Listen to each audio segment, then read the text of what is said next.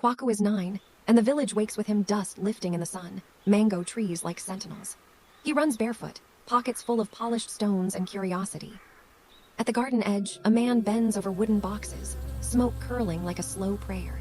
Nana Akwasi moves with the calm of someone who has learned to speak the bees' language, and Kwaku watches, mesmerized.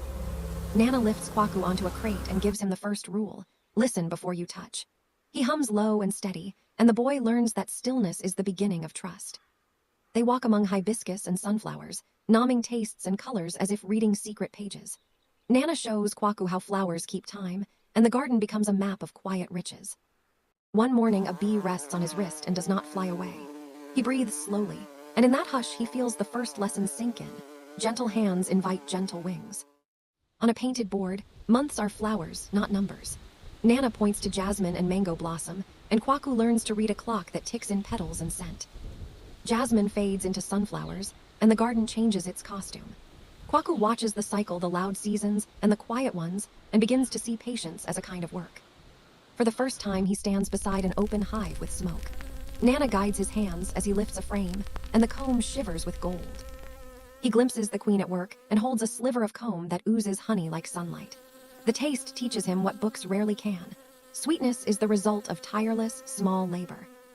One hot morning, the hives lift into the sky, a river of bees in motion.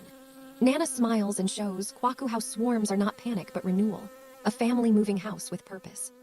Together they coax the swarm into a waiting box, smoke and patience their gentle language. Kwaku's small hands learn the choreography of careful coaxing and steady hands. When heavy rains hammer the village, the bees tuck themselves away and the work becomes mending. Kwaku learns to tie tarps and keep tools dry, discovering that care in storm is a kind of courage.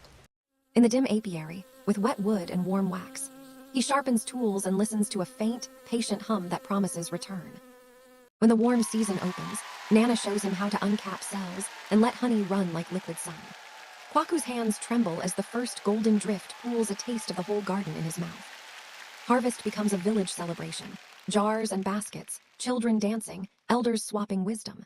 Kwaku telling how bees and seasons taught him to wait. Not every season is kind. Pests and scarcity test them all. Kwaku learns the hard work of tending fragile hives and making the difficult choices that keep a greater life alive. The village stitches its care around the apiary.